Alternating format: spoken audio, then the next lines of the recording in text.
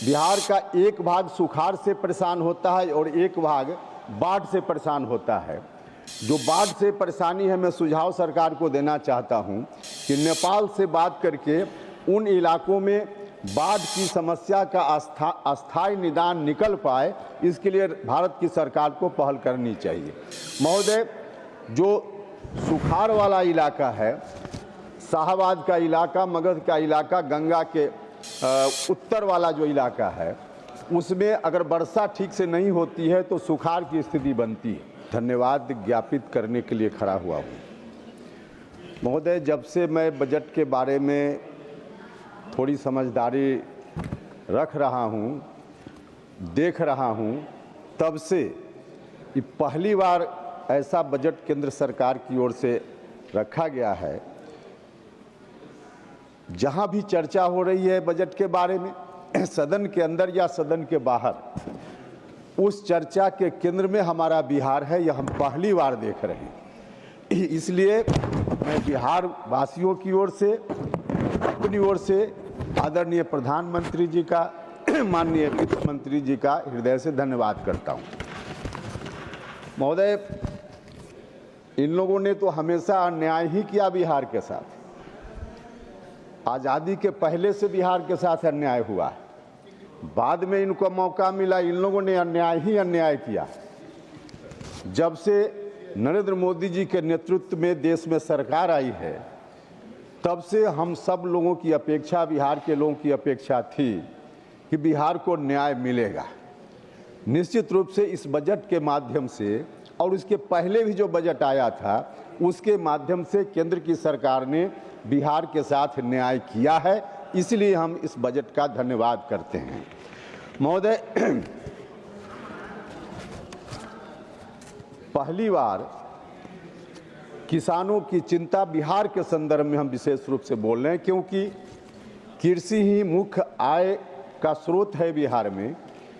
तो किसानों की चिंता बिहार के संदर्भ में केंद्र की सरकार ने, जो मौलिक सवाल किसान के हैं, उस पर ध्यान देकर सरकार ने चिंता की है।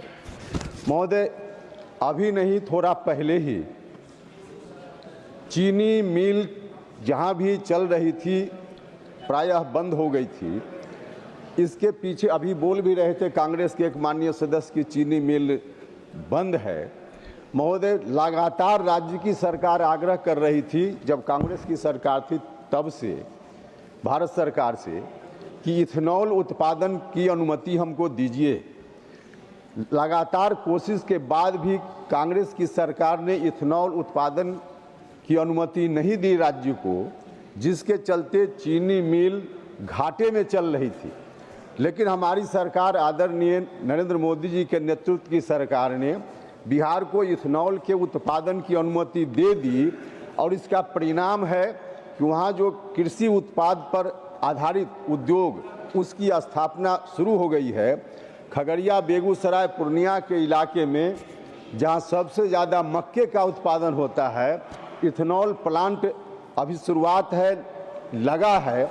उसके चलते पहले जो 12 रुपये 14 रुपये प्रति किलो मकई लोग किसी तरह से बेच पाते थे, आज दुगना से ज़्यादा दाम लोगों को मिलने लगा है। तो इस तरह से किसानों के लिए इस सरकार ने सोचने का काम किया है। महोदय, बिहार कृषि प्रधान राज्य है और किसानों की अपनी समस्याएं है। बिहार का एक भाग सुखाड़ से परेशान होता है और एक भाग बाढ़ से परेशान होता है।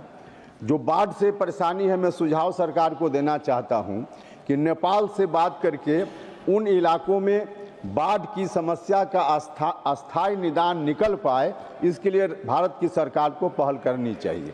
महोदय, जो सुखाड़ वाला इलाका है, शाहबाद का इलाका, मगध का इलाका, गंगा के उत्तर वाला जो इलाका है, उसमें अगर वर्षा ठीक से नहीं होती है तो सुखाड़ की स्थिति बनती है। अंग्रेजी राज में उस समय का बना हुआ नहर प्रणाली है, जहां से सिंचाई का काम कुछ हो जाता है, लेकिन जितनी सिंचाई हो सकती थी, जितनी उनकी क्षमता थी, उस क्षमता में ह्रास हुआ है धीरे धीरे, क्योंकि सोन नदी से पानी उसमें नहर में जाता है, और जो पानी जाता है सोन में इस तरह से गाद भर गया है उसकी उड़ाही की जरूरत है, उसकी आधुनिकीकरण का प्रस्ताव है। मैं भारत सरकार से मांग करना चाहता हूं, सोन नहर के आधुनिकीकरण के प्रस्ताव पर निश्चित रूप से केंद्र की सरकार विचार करे। महोदय, एक उसी सोन नदी में पानी के बहाव को तेज करने के लिए, क्योंकि पानी कम आ रहा है, मैं समाप्त करता हूँ तुरंत, तो उसमें पानी का बहाव कम हो रहा है।